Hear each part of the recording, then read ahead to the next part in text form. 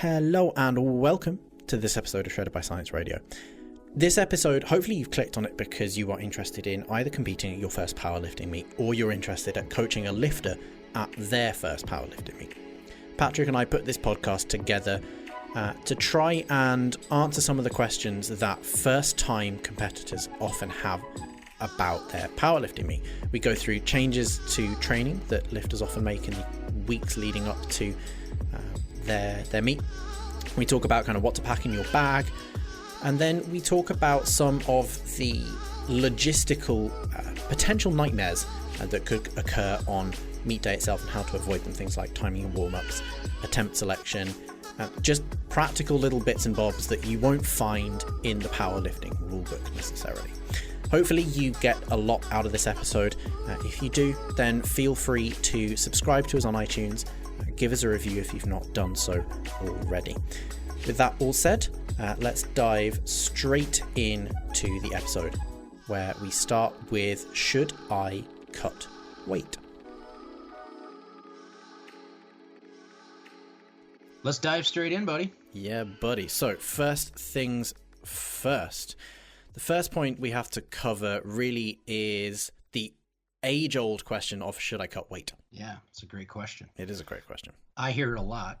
I can tell you that with my athletes that I coach, I've coached several people from their first powerlifting meets, so bringing them onto the platform for the first time through multiple powerlifting meets. And for the first one, my general recommendation is you should not be cutting weight with the purpose of trying to make it into a specific weight class during your first meet, because you've got so much stuff that you're going to be focused on. Having said that, if someone has a general goal of weight loss, let's just say hypothetically you've got someone who's maybe they're overweight and for health related reasons, they're losing weight anyway. In that context, it's perfectly fine. So what I'm getting at is it's not the aspect of dieting that's necessarily the bad thing. It's dieting with the sole purpose of trying to make it to a specific weight, I believe is detrimental overall, or at least something that you should not be concerning yourself with.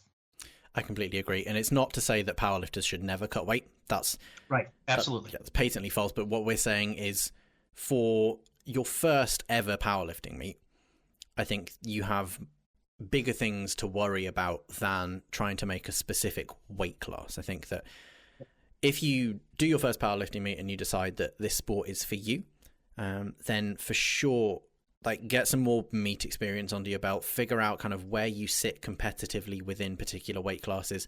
And then if you want to try and change your weight class to become more competitive, then that's something you can look at doing. But certainly for your first one, just leave it be. Don't do anything drastic. Certainly don't try and dehydrate yourself epically and then rehydrate yourself before a meet. That's probably a recipe for disaster, especially on your first meet. And I've actually seen that go wrong in first-time lifters before for a number of reasons. And so, yeah, it's generally not a good idea. And I think possibly a good recommendation would just be, once you're at the point that you are comfortable with the aspect of competing, where you feel like, you know what, I got the nerves out of the way. I've done a couple of meets now, and I feel good about the process. Then you probably have, I'd say, like the mental capacity to maybe that's the wrong word, but like, you can invest that focus into the body weight manipulation aspect of things without having such a laundry list of concerns. And then what we're going to try and do with this episode is take you on a little story from kind of way out from the meet all the way through the meet day itself. So the next thing, we're going to look at kind of a month out from the meet and changing your programming, because there are, I think, some subtle tweaks that first-time lifters, especially if they're not being coached by people, may not realize, they may not look to include in their training. So Patrick, do you want to kick those bits off? Yeah, I would say that looking at it as from kind of an overview, sort of a sense, your training needs to become more specific to the sport of powerlifting. And so, for example, you would start to pause the majority of your bench press reps leading up to a competition. You would want to make sure that you are obeying all of the rules of powerlifting in your training. Not dropping your deadlift, for example, standing tall at the top of a squat before you descend, and then not rushing the rack after you complete your rep. And then from a programming standpoint, in terms of specificity, you would expect that the closer you get to a meet, the lower your training volumes are going to get and the higher your intensities are going to get. And so you could just expect that you'll be doing a greater portion of low rep, high load training compared to what you would have been doing, say, 12 or 16 weeks out from the meet. And so it will also get more specific in that sense. And without going into too much detail, if you think about the task of powerlifting, you are trying to do the heaviest single squat, bench, and deadlift that you can. And therefore, your training will more closely resemble those actions the closer you get to the meet. For sure. I think a really big point on that is know the rules, especially the commands that are in place. Absolutely. I've seen quite a lot of people at their first meets fail lifts because they've failed to follow the commands. And these things are rushing to rack your squat. So once you've completed a rep, you have to wait for the ref to tell you to rack the bar. Same thing on the bench. Once you've pressed it off your chest, a lot of people in training will grind a rep out and then almost kind of throw it back onto the rack when they're done just because they can't hold it anymore. In a powerlifting meet, you have to hold that there until the ref tells you to rack it. You have to get used to holding that bar above your chest for a split second and then racking it. And with a deadlift, again, the commands for a deadlift are relatively simple. You start on your own. Once you have locked out, the ref will then tell you to put the bar down, and you basically have to do so without dropping it. So just practicing all of these things in your training, as Patrick said, pause your bench presses, hit depth with all your squats. Like if you've been box squatting or front squatting, then you switch to back squats. Practice what you're going to play, basically. So then we get to kind of the night before the meet. Obviously, you probably got some nerves going on by this point, but packing your bag for the meet is one of the basically if you do it right, it's going to set the tone for the rest of the day in terms of you've got everything you need. If you don't pack everything you need, then you could be in for even more stressful a day than necessary. So we listed a whole bunch of stuff that you need in your bag. Or I say need, it's probably a good idea to have in your bag. We've got 14 things. So you're going to need a fairly hefty bag. For starters, a tiny little backpack probably isn't going to do. You need a bag you could fit a dead body in if needs be. And if your name is Susan, you carry a bag that weighs about 80 pounds and you make your coach carry it for you. Oh, Susan. Oh dear. So the first thing you're going to need is a singlet. Now, this is going to be one of the sexiest things you've ever worn, that you're going to look amazing in it. Again, buddy, what I will stress with all of the equipment and all of the rules for the lifts is have a look at the federation you're lifting in. Most meets will be affiliated to some powerlifting federation. Go on their website. You should be able to download the rule book. That will also contain all of the guidelines for all of the equipment. So you just need to make sure that any equipment that you're packing and are planning on using during the meet fits with the rules. You need to, again, stick within the rules on this one. So singlets, do you want to have a talk about what the singlet needs to be? Well, that's going to touch on a point that you just made. I think it's important to recognize that different federations do have different rules in terms of some of them even have brand rules on certain pieces of equipment or clothing. And even as far as the rules of the lifts, they do change a little bit from federation to federation. For example, there are some federations that don't have a start command on the bench press. And so that's a fairly significant variable. I don't know that. Yeah, we have a federation here that I believe it's the start command on the bench that they don't have, and it might even be the squat as well. Wow. I could be wrong on that squat claim, but it's either one of the two or both. That it is a significant variance from USAPL competition. And so you will also see differences in clothing and equipment specifications from federation to federation. And so I just kind of second your recommendation to check the rule book. And so I would say the same thing about the singlet. I know that I don't know the exact specifications, but I believe the USAPL does have specifications in terms of singlets as far as it may have to do with sizing, like length of the singlet. I could be wrong on that. You might know that more than I would, but it's something where with any client, I would urge them check the rule book. And then you will also be obviously checking in your equipment, which I know we're going to talk about, where they will they will monitor your equipment before you use it to make sure that it does meet the specifications. Next up, we have deadlift socks. And I hear so many people asking me at meets, like, why do you need deadlift socks? Why can't you just lift with your bare shins? I believe this is a hygiene thing. I believe this is for people who pull sumo mainly, or who pull very aggressively in a conventional stance and cut their shins. Basically, the point of the deadlift socks is to protect your shins a little bit and stop blood from getting on the bar.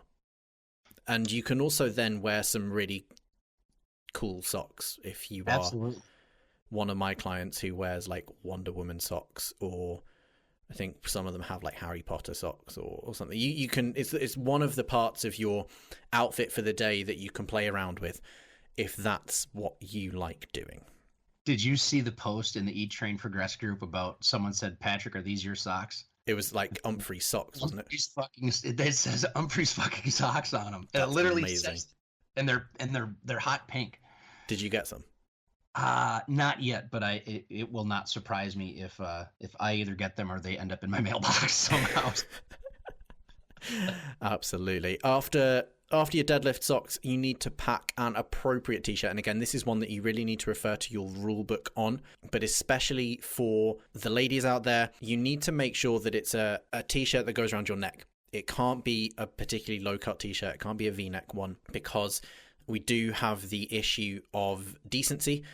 In a lot of the lifts, the head judge is going to be in a position where he or she may end up looking kind of down your cleavage. And if you are a particularly well-endowed woman wearing a V-neck top, it could become a little indecent and embarrass the head judge. So for that, a lot of my female clients, they just buy a small men's t-shirt because they don't have that issue. And I know some federations as well, they are quite particular about the sleeves. They need them to come down kind of halfway down the arm. They can't just be shoulder things. I don't know what the technical term for these sleeves is, but short sleeves that you would typically see on a fitted lady's garment, shall we say. I would just like to announce that I am becoming a head judge next week. I'm just kidding. Giggity. Anyway, for the, like, if you get an SBD t-shirt, you are probably going to be safe in most federations, purely because there are usually some things with brand restrictions as well. You can't have any obvious brands on your t-shirt in a lot of federations. So just make sure you read the rule book on that one. Like, if there's one piece of advice that we can give you before you get to the meet itself, it's read the rule book and know the rules.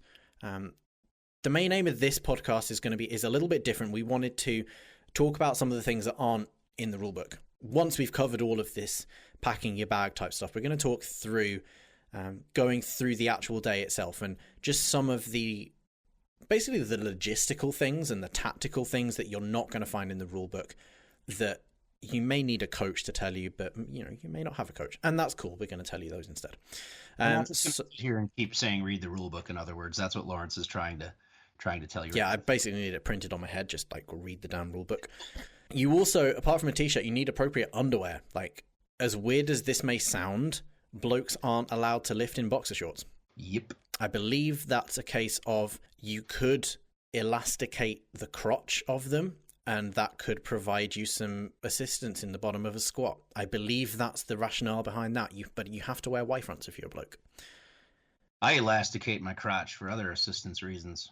What? What assistance reasons would those be? Joke didn't even work.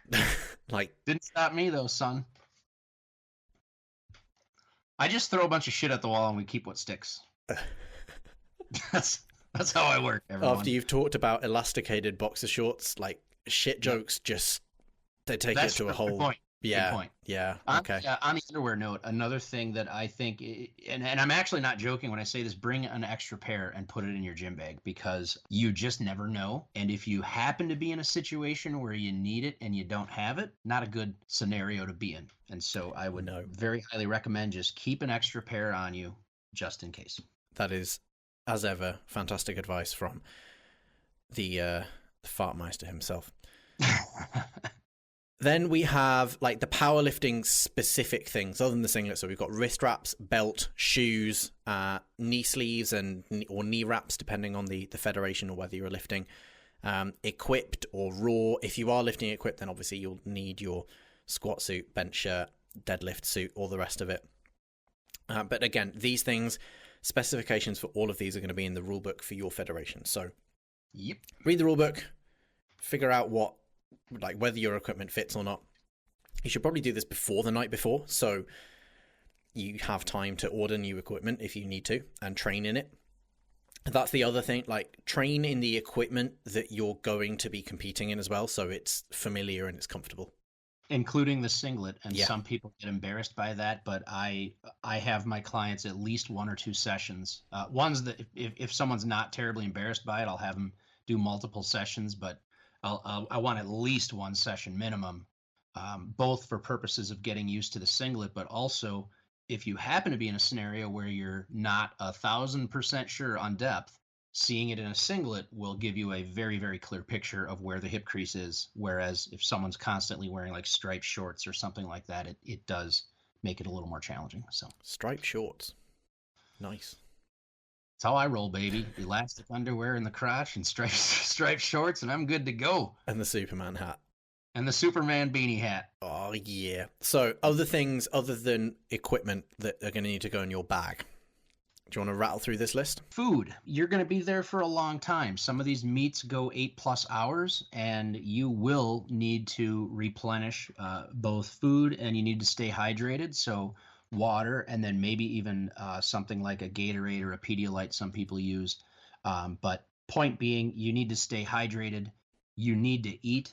I would recommend getting some food in between each event, and I would stick to something that you are you can stomach. So I probably wouldn't go to some hole in the wall buffet that you've never been to in between events. Just stick to things that you're comfortable with. A lot of people tend to do more sugary things. I do that, and I always have been fine with it. Like I actually just eat quite a bit of junk food on powerlifting meet days, but I find that it works well for me. Caffeine. If you normally have caffeine in your system before you train, you probably will need to get another shot of that somewhere midday, so that you're not performing under drastically different circumstances if all the caffeine wears off. Basic first aid, because you just never know. I'd probably include, perhaps like ibuprofen or something like that in there.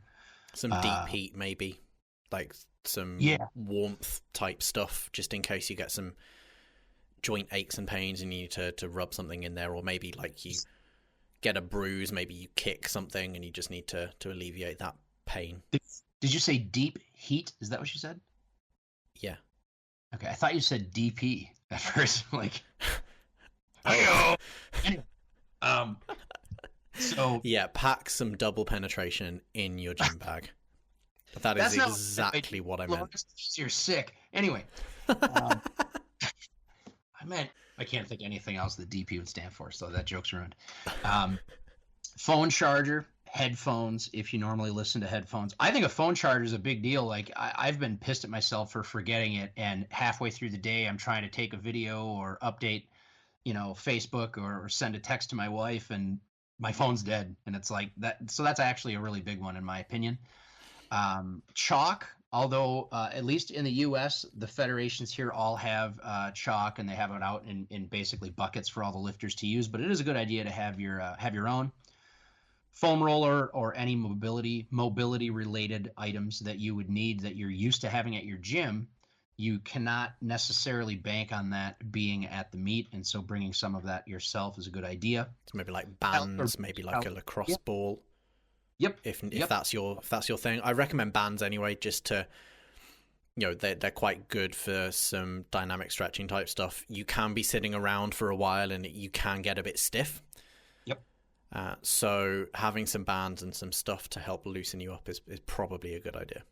I've been using that more lately on my hips and shoulders before training. At the gym, the kind of my prehab stuff, and it seems to makes me feel good anyway. So I think there's a likely I did to some do that. Turkish get-ups today as a warm-up. Damn, son. They felt really good. Like I'd not done them in ages, and I remembered, like, I just had a brainwave today, and I thought it felt really good when you did them as a warm-up. Why have you not Nice. done them? So I did them, and yeah, they felt really, really nice. You just get a ton of kind of stretchy, rotation-y stuff going on, and it helps fire everything up, and it's pretty good. Baby powder for your thighs for the deadlift. Yes. This Do is not something- use chalk on your thighs. I have Right. seen people chalk their thighs up because they think that that's what people do. No, it is talcum powder or baby powder. That's what people do, and it stops the bar sticking to your thighs, basically. It helps it slide up a little bit better. Make sure you apply it, that you're doing it in the designated areas. They usually have some. Make sure that you're not stepping in the talc, and make sure you're not getting it on your hands. So some people will have a handler or a partner that will do the powdering for them. Alternatives are you could use your hands and then wash your hands very thoroughly afterwards. Another thing you can do, got this tip from James Vang, who is he's a local coach and a very, very, very strong power lifter. I think he has some American records. It's just an absurdly strong guy and a good coach. And he shared this with me. But you basically powder your thigh sitting down, and then you take the back of the bottle and use that to spread it around so that your hand never comes in contact with the talc. And I think that's a very slick way of doing that. Some of my clients do that because whilst I offer to massage their thighs for them, for some reason they're not comfortable with that, and that's cool. So they use might the be a cleaner then, because I'm powdering everyone up over here, son. I'm just kidding. Smelling Are you just salt. running around the gym with the bottle of talcum powder? I do. I just randomly, I'll walk up to like senior citizens and I'll just say, "Listen, Gertrude, we need to get these things shiny." And so I just powder her up while she's on the rower. It's great. Yeah. Oh man. So smelling salts, if you need them or if you use them on a regular basis. If you don't, like, I don't know many first-time lifters who go into a meet having consistently used smelling salts in their training. I don't know of that happening. But if that's you, then obviously pack them. Again, you can't count on that being at the powerlifting meet facility. And then lastly is some record of your attempt selection strategy, which you should have decided beforehand. So Patrick, do we want to segue smoothly and nicely into a little chat about attempt selection? Yeah, definitely. I know you and I have very similar philosophies on this, even though we might get there in a slightly different manner, but sure. I would imagine the actual numbers are probably really damn close. But so, for example, the first thing I would say, if it's your first meet, you want to be erring on the conservative side for your openers. The last thing you want to do is bomb out. And so you need to be selecting something that you are 100% sure you are going to get, and you're even going to get it on a bad day. And if you're anywhere feeling average or better, you're going to get it with good bar speed, and it's going to feel easy. Matt Gary has some great information on that. What I tend to use is something that I know the individual can hit a triple with on a bad day. And I would say you could even go as conservative as something you could 5 rep if it's your first meet, and we're talking about the squat event where it's the first time you've ever lifted on a platform. And that's where I would start. And then you would select your middle and your final, either based on what your opener is and how large of a jump you're comfortable making, or based on a percent RM scenario, which is what Matt Gary presents in his article. Do you want to talk about, you have a method where you estimate 1 RM using training data. Do you want to go over that briefly? Yeah, so generally speaking, in kind of the last couple of weeks, usually before the meet, I will have the lifter, it will generally be their heaviest training of the block. As Patrick's already said, that's the time when we're getting quite heavy. So what I will tend to do is have a day or a session or a couple of sessions, depending on the particular training schedule of the lifter, where for each lift, they do anywhere between 1 and 3 reps at around about it's usually about a 9 RPE. So it's a relatively hard single, double, or triple. And generally speaking, you can use that I tend to use the RPE percentage tables. These are something I believe that Mike Teixeira of Reactive Training Systems came up with. They are phenomenally useful. I use them all the time in my programming anyway, and they work insanely well. I tend to use those to then calculate an estimated 1RM, because I don't like, obviously whilst you taper after that, which is, you know, hypothetically increases, it could increase strength a little bit. I tend to find that, especially for first time lifters, it's not going to jack up your max strength all that much. Like, it's not going to be crazy. So generally speaking, this estimated 1RM that you take 1 to 2 weeks beforehand is going to be fairly accurate as to your ability to perform on meet day. From there, I will use that as 100% 1RM. And then what I will tend to do is take the first attempt. Usually it's anywhere between like 90 and 93% of that 1RM. Second attempt will usually be 95 to 98% of that 1RM. And then the third attempt is going to be anywhere between usually 100 and 103%. So it's like a small PR, basically. That's perfect. You're anticipating a little bit of strength increase from the taper, but nothing crazy. I would echo what Patrick says. If you're looking at your first squat opener, maybe take that down to around 88%. That usually gets most people with something like on the board. They've got something on the scoreboard at that point. And again, the other thing to remember, especially if you're coaching someone and doing their attempt selections, is for girls with relatively light benches, bear in mind that a 2.5 kilo jump, which is generally the minimum you can jump in most powerlifting meets, that could be a fairly significant jump for them. Absolutely. So you really need to take that into account when doing their attempt selections, and be prepared for them to don't go really aggressive. You may start with 90% and then you add 7.5 kilos to that, and it suddenly comes out at 110%. You're like, well, yeah, that's obvious because you've added that much to it. So you do need to bear that in mind. And that's something else to bear in mind for warm-ups for bench as well. If you have a light girl with not a huge amount of bench strength, her warm-ups are going to not take very long in all likelihood, because she's going to do the bar, then maybe put like a 5 kilo plate on either side, and that's her warm-up done. She's done 2 sets, and that's basically it. So to that end, you could, especially if she's not particularly confident on bench, do some things like holding the weight out, not necessarily doing a rep, but going up to maybe your open or your second attempt weight and just holding it, or some other kind of things to prolong your warm-up if you think that she needs a bit more time to warm up.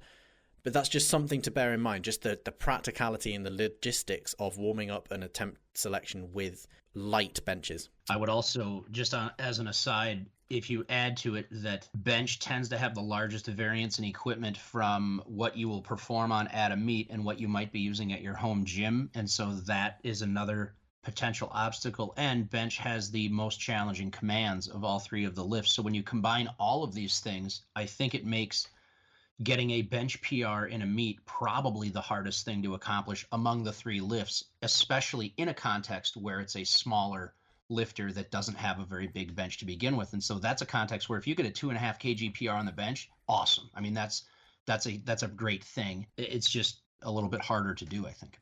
Yeah, I think the thing with this, just like the take-home message, is have realistic expectations of what you're going to achieve. Don't go into a meet having handled, like, the heaviest weight you've handled was maybe like 100 kilos and think, yeah, I'm now going to squat 150 kilos at this meet. Right.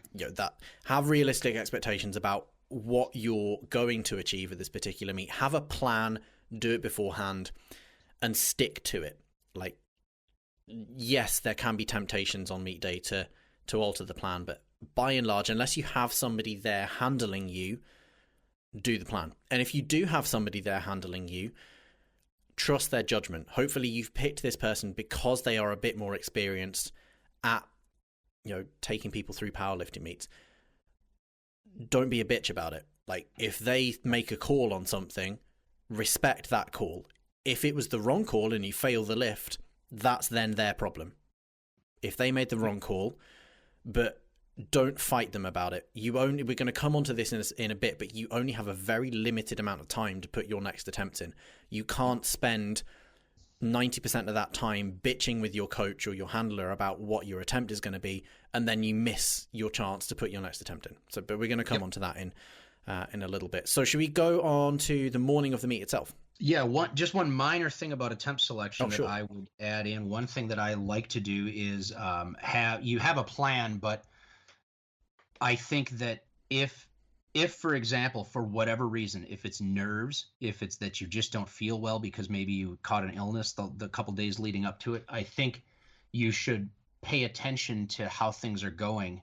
And if hypothetically, say you do your second attempt, it's just a grinder and it's not going well, and you barely get your second attempt, and your original plan was to add 10 kilograms. Well, now you might be in a situation to say, wait a second, that was a nosebleeder. I needed to get my spare pair of underwear. That might be a situation where you say, you know what, let's go to the backup plan, and let's make a smaller adjustment according to that. So what I'll do with my clients is have an outline of here's your attempts, and then there will also be if things aren't going well, here's the backup plan, and here's what you would resort to based on that. I have a plan A minus, and a plan A plus, because whatever you do, it's always good. I like it. Yeah, that's a good way to phrase that. God, you're so positive. Always. I am the most positive person you could ever meet, unless you show me like a bikini girl on Instagram, at which point I turn into this sarcastic, scathing piece of shit. So you should come with me to my gym and powder up Gertrude's thighs. She would like your smiling face. I may just take you up on that. Gertrude, I know your clients think you're a creeper, but I'm sure she would adore you. I'm sure she would. So, morning of the meet, getting there for weigh-in and the weigh-in process.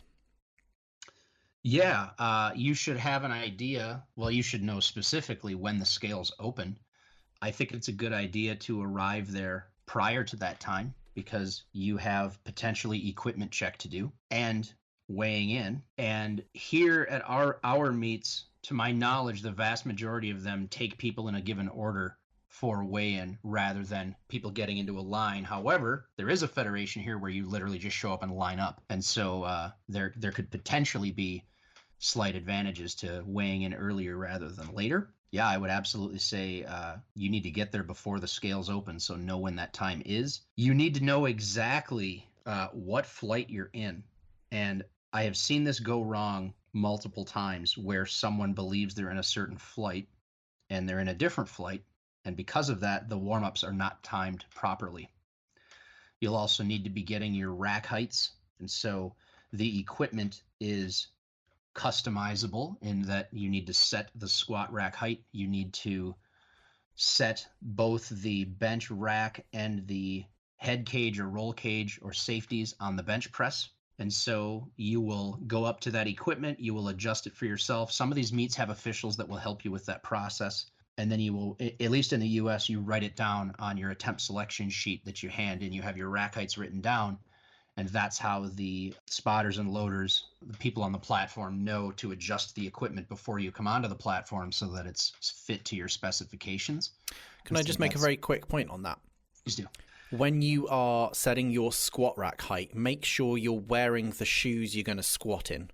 Great point. If you are wearing lifting shoes to squat, so shoes with a raised heel, you will probably need a very subtly different rack height to if you're wearing flat shoes, for example. Yep. So a lot of the racks that they use at meets, certainly if you are lifting in the drug-tested federations in the UK, I imagine in the IPF affiliates all around the world, it's exactly the same.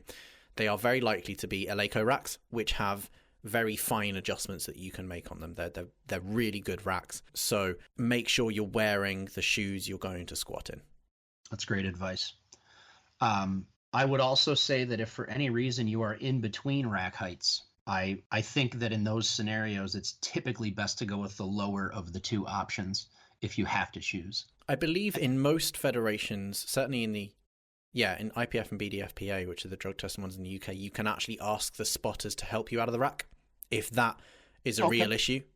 So I think certainly if you have to go with a slightly lower bench thing, you can ask them to help you out. Certainly for bench attempts, you usually get a handoff, like you get somebody lifting the bar out for you. But I believe that you can also do it on squat. I think, did Ray Williams do that? I'm pretty sure Ray Williams had that. For his crazy squats, I'm pretty sure the spotters would have held those weight plates as he walked it out of the rack a little bit. So someone posted in the group something like he could get a job as a forklift or something like that. he is just unbelievable, that guy. Work at an auto body shop and just put cars on his back and squat him up and down. Yeah, probably. And in the U.S., yes, they appoint a handoff person, and at the majority of meets, you can also have your own handoff person. So if you want to have a coach do your handoffs on the bench press, you're welcome to do that. And then the next topic, I think, is something that's not discussed as much that I think is hugely important, and that is look at the warm-up area and just eyeball the facility to see what it looks like. And I say that because I have literally seen meets where there's 2 squat racks for an entire flight to warm up in, and I've seen meets like at CrossFit gyms where there's 15 plus squat racks. And so in the former scenario, you're going to have lines of 6, 7, 8 people waiting to get on one squat rack. You're going to have to change the height of the rack. You're going to have to swap out weights. And so warming up will take a lot longer in that scenario compared to one where you have your own rack all to yourself. And so it's just a good idea to get a look at what's the equipment availability situation, and am I going to need to get in here early, or am I going to have all the time in the world because I've just got my own rack. One point I'd make with the flights as well, because we talked about flights, look at the size of your flight. Yes. Because that's also going to tie in with, I think, your attempt selection as well. I think at this point, if the flight, generally speaking, is the group of lifters that have roughly similar attempt selections. They do it based on weight on the bar, generally speaking. And if you have a big flight, you'll probably have more time between attempts. So you can probably afford to stick to the plan. If you have a really small flight, let's say there's only 4 or 5 lifters in the flight, you're going to get cycled through relatively quickly.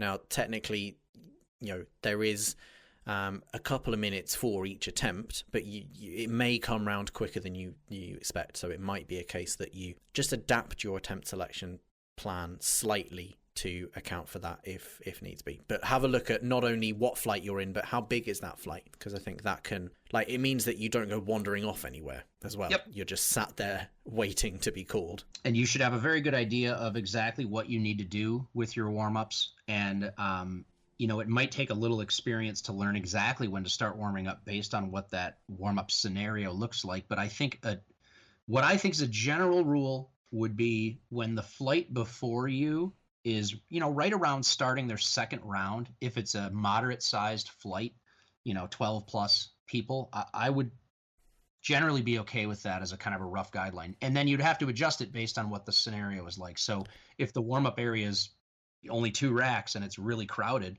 you might get in there right when the flight before you starts. I tend to use that as a good baseline, get in the warm up area when the flight before you is starting. Yep.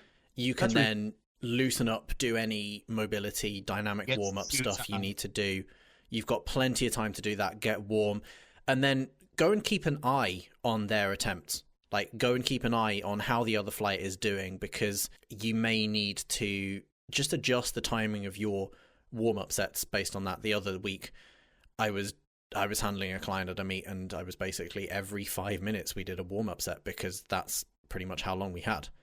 Yep. So I was pretty much timing it just on the dot. And this is just as a general point throughout this, it is really, really useful to have someone there to help you who knows a bit more about it, especially if it's your first time. Even if it's not your first time, again, Ray Williams, the guy who holds the world record for the raw squat, has someone handling him, has someone telling him what to do, has someone timing his warm-ups for him.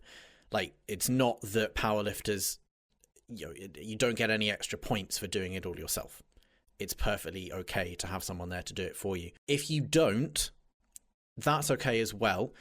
What I would say with all of this, don't be afraid of going up to the officials and asking. Ask them. If you don't know something, ask somebody.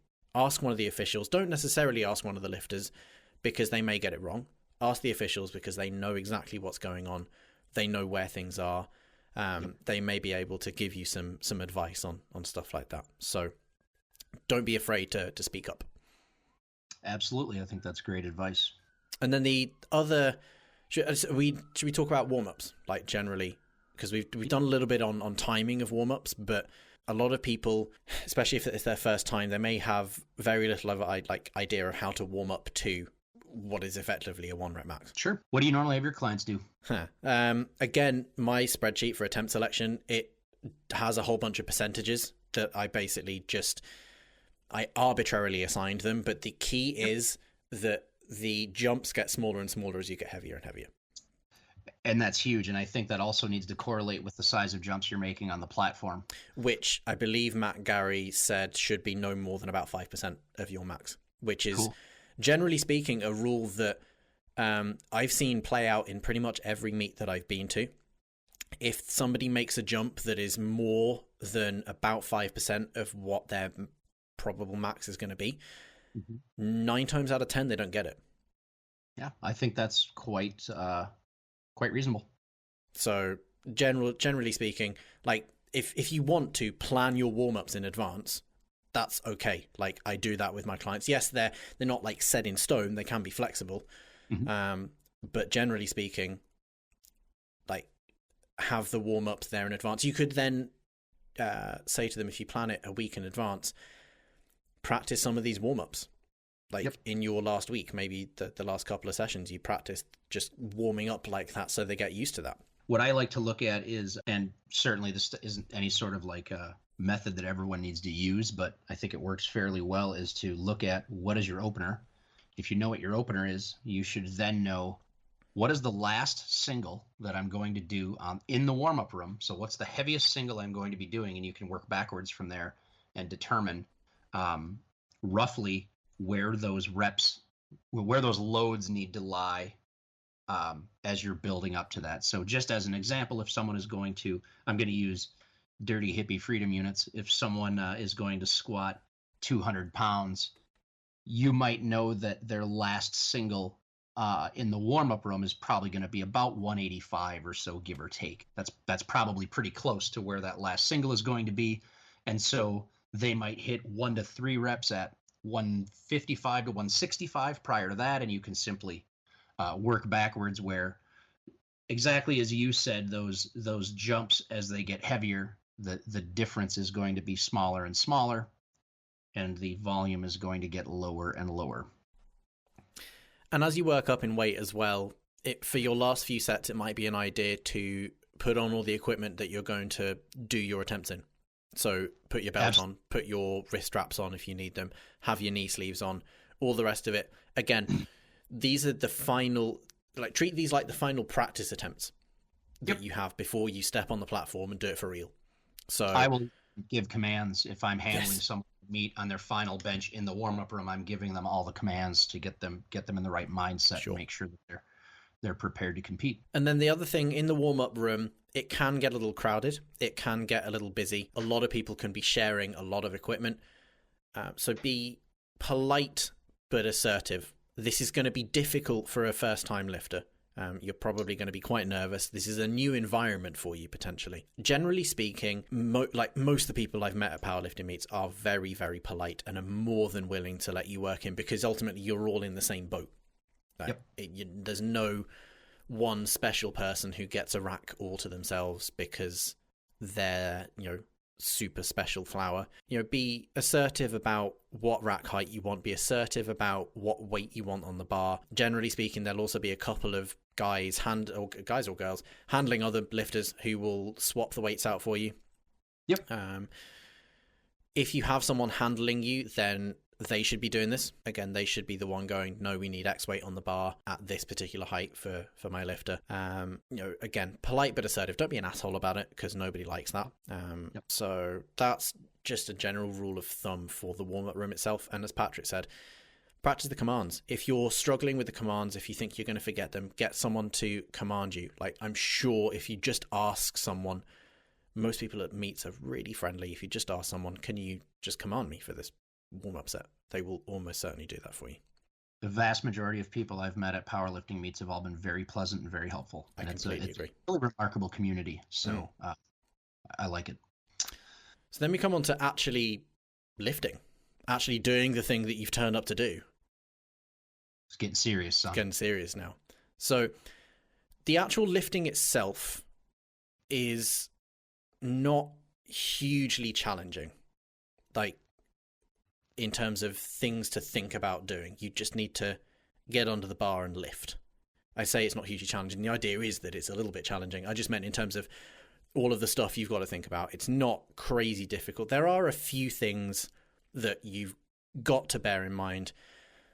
The first one is putting in your next attempt. Do you want to have a chat about that? Yeah, I've seen people just forget to do this. And so you should make it a routine habit that the first thing you do when you come off of the platform, assuming you got all whites, is to go straight to the scoring table. And you should have a good idea of what your next attempt is, pending any adjustments you might need to make based on what's actually happening that day. So for example, if you almost missed your opener because it was just super grindy and you're just not feeling well, that might be a scenario where you go a little lower than what you anticipated. But point being, you should get straight to the platform. One minor thing I'd like to throw in, since we would pretty much be talking about the squat at this point, the first event, there are two mistakes that I see made very, very, very frequently, and they're worth talking about. One of them is that you should make eye contact with the head judge once you've walked out and you're ready to squat. Some people fail to do this and they sit looking at the floor. I've seen people forget about the squat command when they fail to do this. And so I will tell my lifters always, when you're ready, look at the judge and just wait for that squat command. And the second thing I will say is that squat command or start command does not mean you have to squat immediately. And I've seen so many people, usually due to nerves, they start squatting the second they get the command, as though they're anticipating it. And I think this is a mistake, because oftentimes when people do this, they're not taking that deep breath, they're not getting set properly, and they're not going through the motions that they normally go through when they train. And so I would just say, look at the judge and be patient. And when they tell you you can start, you don't have to dive bomb into the squat right away.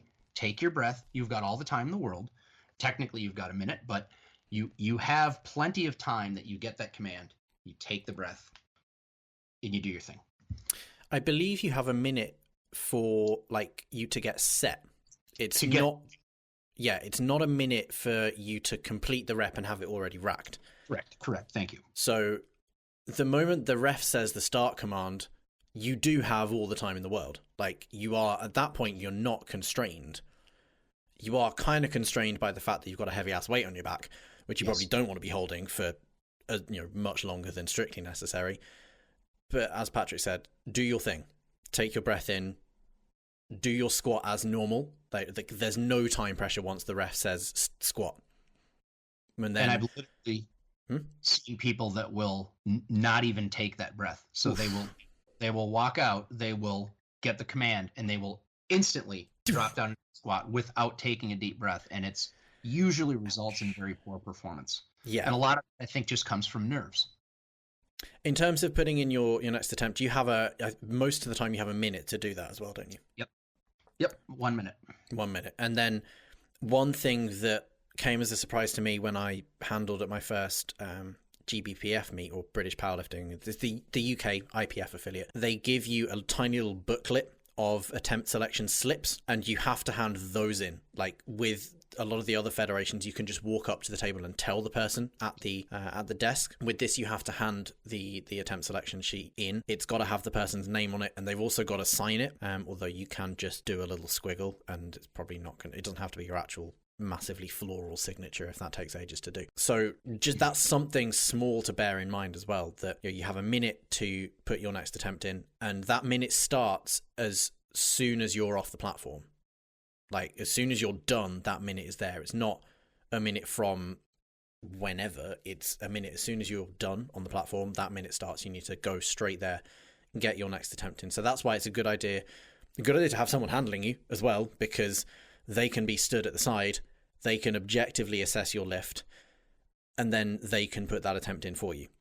And again, this handler, it's a good idea for them to have some idea of what it looks like when you lift at various like intensities and various RPEs as well, because people, especially novices, their 1RMs may be very quick. Yep. So, you know, as an inexperienced lifter, you may not be able to grind particularly well. That's completely okay, by the way. We're not rubbishing that at all. It's something that happens when people get more and more experience. They're able to grind their reps. It's perfectly okay if you can't, but your handler needs to know that.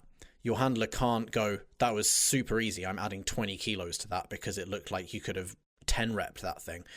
Yep. You know, that's just your experience level. So your handler needs to know that. But if you've not got someone handling you, know what your attempt selection strategy is and get that in as soon as you can, basically. So I know in the US, all the meets here, we write down the first attempt, but then you just go up to the judge and tell them what your next attempt is. Sure. If you don't get this in, if you fail the lift, it will remain the same. Like the same weight will be carried over to your next attempt. If you make the lift, they will generally add 2.5 kilos, just as like a minimum step up. If you don't get that in, so if your next attempt is 2.5 kilos heavier, you don't have to get your next attempt selection in because they will just automatically add it for you. But just out of like common courtesy and politeness, you should go and tell them. It's you know, it's not a massive deal if you don't and your next attempt is 2.5 kilos heavier. But at the same time, it's just nice. The people running the desk, the loaders, the spotters, all of the guys judging, those are the people that make the meet happen. You're not the person that makes the meet happen. They're the people that make it happen. So be nice to them. Like I've had my lifters bake cakes for them before. I've not said go and bake cakes for all the lifters. They've turned up with just a ton of cakes and cookies for the lifters and not the lifters, the loaders, the spotters, the refs, the people behind the desk. The loaders and spotters have a much harder job than you do, by the way. Yep. Like they are people to really appreciate because they put a shift in on the platform. They are constantly loading and unloading. They may get like a lunch break, but bear in mind, these guys, they've probably brought all the equipment to the venue. So they've had a super early morning. They've then had to set everything up. They will be there way later than you are because they have to then probably take it all back down again, get it out of the venue, unless it's a weekend thing, at which point they're going to have to do this all again the next day. They put in a hell of a shift, so don't knock them unless they do something really stupid, at which point you could probably have a word. But by and large, the loaders, the spotters, the refs, they're people to appreciate and go thank them afterwards. Like just be nice about it. Again, if it's your first meet, make a good impression. Like go thank people that have made your day really good. Yeah, I think even first of all, that's an awesome point. I'm glad you said it. And I think even if something does happen that you don't agree with, I think that it's important to conduct yourself professionally and realize that even though you might not agree with it, it does not entitle you to be a prick to anyone. And fortunately, I've only seen very, very limited examples of this, but I have seen examples of it where something happens with a spotter or with the judge and no one gets hurt, but a lifter just loses their shit and acts quite inappropriately about it. And I just think that's inexcusable. You're not powerlifting to feed your family. You're not powerlifting to save lives. You're powerlifting because it's fun. And so keep that into perspective when it comes to how you treat people. So the next thing we have to talk about with regards to the lifting itself is kind of tied into your attempt selection and putting in your next attempt. The lifting order is likely to change for attempts 2 and 3 based on, again, it all goes on like in order of load. So the lightest weights will always be first and the heaviest weights will always be last. So maybe if someone was before you in the first round, but then they added like 15 kilos to the bar, whereas you only added 5, you may well be lifting before them in the next round. So pay attention. You might well be sitting there with your music on, but at the end of the first attempts, pay attention because they will probably read out the lifting order, or they may have a screen with it on. Like figure out where you're then lifting next so it doesn't come as a surprise to you. You can get ready. You know who's before you. They will, generally speaking, say X weight is on the bar for this lifter. Lifters to follow are so-and-so and so-and-so. They will generally give you the next 1 or 2 lifters, so you've got time to get ready. But pay attention. Like You can't just be in your own little world listening to angry music and getting really hyped up and just relying on someone to give you a tap on the shoulder and go, get ready. Pay attention. That's your responsibility when you're on the platform. You need to know when you're lifting. Same with bathroom breaks. If you tend to, this seems to be a little more common with females, I've noticed, but if you tend to need to use the restroom frequently between attempts, I would really do it the second after you get your attempt in. So you complete your lift, you put your next attempt in, get to the restroom right away so that there's no risk of you timing out and not getting your next attempt. Sure, because you've also, bear in mind, you've got to take off singlet, whatever else you've got on. Like, it's not necessarily as simple as it might be. Otherwise, if you're wearing kind of normal person clothes, you may have a fair amount more equipment to divest yourself of. I've got my elastic junk support. I'm just kidding. I can't wear that. They don't allow that in competition. They do not. So I'm wearing it now, though. The final point, well, it's not really the final point, but don't change anything from your normal lifting routine. Like, if you have a specific setup for each lift, don't change anything when you get on the platform. Just like, the only thing that needs to change is that you accommodate the commands, but again, that's something you should have practiced in training anyway. One minor tip that kind of goes along with this: sometimes the markings on the barbell might not be the same as what you have in your gym, depending on the equipment that you use. And so a good technique would be to take a tape measure and to measure your grip width for the bench press. You could even measure your hand position for the squat, and literally just bring the tape measure with you and measure out to make sure you're taking an identical grip width.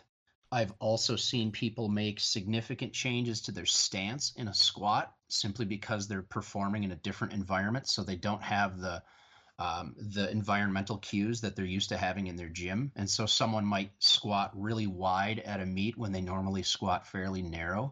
And so that's just a good thing to be aware of. And if you have a way of perhaps using other areas of your body or measuring things like stance width, finding a way to duplicate that when you're in a different environment can be massively important, because taking a 6-inch wider stance will definitely produce different results. So will taking a different position, like a different grip placement on your bench, could make significantly different outcomes, so to speak. One thing, certainly if you're lifting in the IPF or one of their affiliates, or if you're in the UK, the BDFPA, they will all use a very specific design of barbell. Yes. And that design is always in the rule book as well. They will have all of the dimensions. They will have the distance that the rings can be found from, like, the ends of the bar, all of that stuff. And again, there are usually rules about fingers touching the rings and stuff, and like grip width relative to the rings on the barbell. So it might be an idea if you don't train with a barbell that's that specification, which is cool because not a lot of gyms can. Those barbells tend to be quite expensive by and large, the IPF spec ones. It might be a good idea to just take a small roll of like electrical tape to the gym with you. Measure on the barbells at the gym roughly where the IPF rings are going to be, and mark that with electrical tape, because electrical tape is dead easy to get off at the end. It's not going to leave any horrible residue on the barbells, and it just means that you can be confident that your grip width is not going to change a huge amount, or you know that when you get to the meet and you're dealing with these barbells, you know where your grip width is going to be. I like it. So the next thing is, what do you do if you miss an attempt? This is such a good one, and I will say that I'm pretty strongly opinionated about this, so much so that I'm sure some people will disagree with me, but in the vast majority of situations, I think if you miss an attempt, you should be repeating it. I do not think that you should be adding weight most of the time. There might be some exceptions to this, but I will say that, before talking about those exceptions, if it's your first meet, you could potentially put yourself in a situation where you bomb out of the meet because, and I've seen this happen multiple times, someone blows a command on their first attempt, or they miss depth on their first attempt, but the bar moves really fast. And so they think to themselves, well, the issue wasn't the weight. The issue was that I just blew the command, so I'm going to go ahead and add another 10 kilograms. And then they get under that weight and they miss the lift, or they miss a different command, or something else goes wrong. I just think that that is a recipe for potential disaster, and the upside does not outweigh the potential downside in that situation. And just to be clear, bombing out is missing all 3 attempts on one lift, at which point you are effectively disqualified. We'll get on to what happens if you do bomb out in just a second, but bombing out is missing all 3 lifts, at which point any subsequent lifts, they don't count towards a total or anything. You don't get a total by and large, so therefore you basically don't complete the meet. It's like a did not finish in motor racing. And in fact, my most experienced client right now is Susan, and in her last meet, we were eyeballing around a 324 to 329 squat for her. That's in pounds, which would have been a really nice PR. The meet prior, she ended up with like 303 or 308, and she missed her second attempt because of depth, and that's the first time she's ever missed depth, and it moved fast, and we took it over again. And in the end, she was very happy with that decision. Is it possible that she might have gotten an extra 5 kilos if we went up? She might have. There's a good chance that she might have, but would it be worth the potential of only getting a 303 instead of a 314 as her final squat? Probably not. And so I think it's the safe way to go. What's your opinion on it? Oh, I completely agree. Like the only, if it was a super experienced client who just missed a command, but the bar still moved really quickly, I would potentially consider moving it up a little bit. But if it's a depth issue, I would take it again. Like I would always take it again, purely because if it's a depth issue, clearly something's not quite clicking confidence-wise. Yep. If the lifter is not confident hitting depth. So I would always look to really bury that next attempt. One really interesting thing that happened at the meet a few weeks back, the meet with my client Amy, is there's one really great coach and lifter called Sylvia Costa, who is she lifts out of a gym called Like to Lift in Surrey. Lovely person, and she ended up bombing out on her squat because I don't think she hit depth the first time. The second time there was another technical issue. The third time she ended up going so deep that her elbows touched her thighs. Oh, wow. Yeah. At which point she was obviously red lighted for that, because I think the rules state that your elbows or forearms or whatever can't touch your thighs in a way that could provide assistance. It doesn't matter if there's like a really slight graze, but if it's like a full impact of elbows on thighs, obviously that's going to provide you some assistance, purely because you've got a surefire way of knowing that that's depth, for one.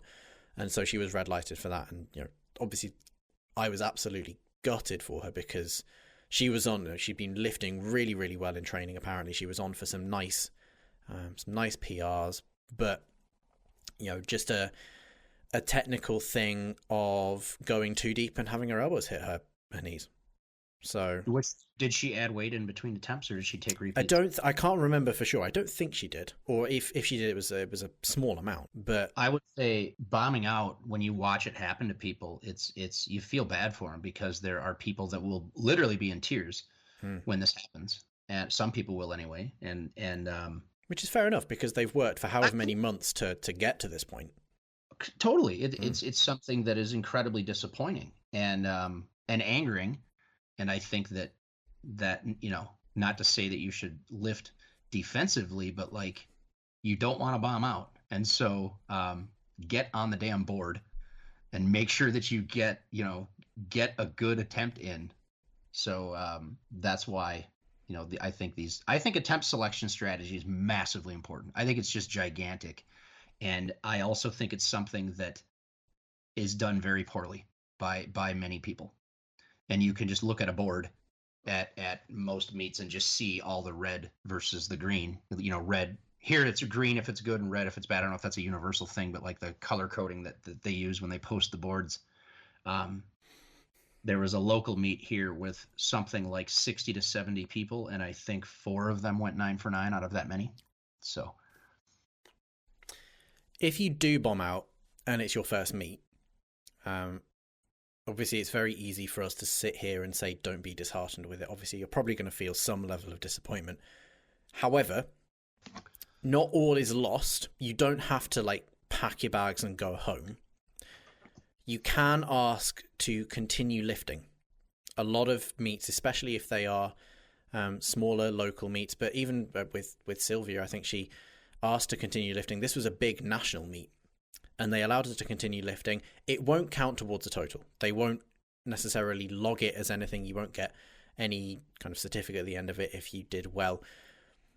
But it gives you a chance to at least do the other lifts and at least see what you were capable of in the other lifts. If you want to do that, if you want to go home, that's also completely fine.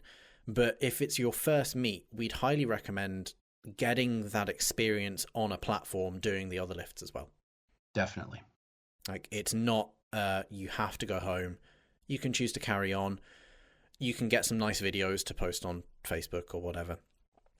You can just enjoy the whole experience. Yeah, you bombed out, but in the grand scheme of things, it's not such a huge deal. You probably learnt a lot from bumming out. You can still do the rest of your lifts. You can still enjoy the atmosphere and everything else that comes with powerlifting, because like all of the meets that I've been to, generally speaking, have had a really good atmosphere. They've been really fun to handle at. And all of the clients I've handled at, by and large, have really enjoyed doing them. So have fun. Like, powerlifting is fun. I love it. I've never done it, but I like handling people at it. I like seeing them do their own thing. I've not yet figured out in my own head whether it's because I'm not particularly competitive or whether I'm too competitive and I'm not good enough for my own standards yet. That's something I'm going to have to do a little more introspection on. But handling other people at meets is great fun, and seeing them achieve what I know they can is really satisfying. I have a lot more fun coaching at meets and coaching online than I do actually competing myself. But having said that, I do love powerlifting. I'm no good at it, but I love it. Sure. And we will end just with a very quick message that I think both of us have coaching slots available currently. So if you've listened to this and want to get in contact with either of us about powerlifting coaching, then you know where we are. Go to the Eat, Train, Progress Facebook group and you can find Patrick lurking somewhere in there. And you can probably also find me lurking somewhere in there as well. Or drop me an email at lawrence@shreddedbyscience.com. Get in touch or even if you have any questions. If you just want some advice about your powerlifting meet, maybe you don't want coaching, that's completely cool. If you just want some kind of no strings attached advice, I'm sure either or both of us are perfectly willing to give you that. Absolutely. I'm happy to do that. Message me on Facebook, post in my group if you want, post in the Eat, Train, Progress group, or just shoot me a private message. I'm always happy to give my input, and no strings attached, man. One very minor piece that I wanted to throw in at the end of this. If you do get a red light for something on a lift, you can just politely ask the judge that gave you the red light if you're not sure why you got it. And I think people sometimes neglect to do this, and then they wonder why they got the red light and they're not quite sure. And so I know in the IPF there are color-coded cards that the judges will hold up to indicate what the violation was. You could memorize those, or you could, again, just simply walk up to the judge very politely and just ask them. And every time I've seen that happen, they've been polite and just explained what the issue was, and then now you know. I think it's a good practice to keep in mind. I completely agree. Speaking of red lights, I'm about to hit the red light on GarageBand, that is the record button, and call this episode to an end. Thank you all so much for listening. I hope you've got a lot out of this particular episode. And if you are competing in a powerlifting meet at any point in the not so distant future, best of luck with it. We got our fingers crossed for you. And until next time on Shredded by Science Radio, take care.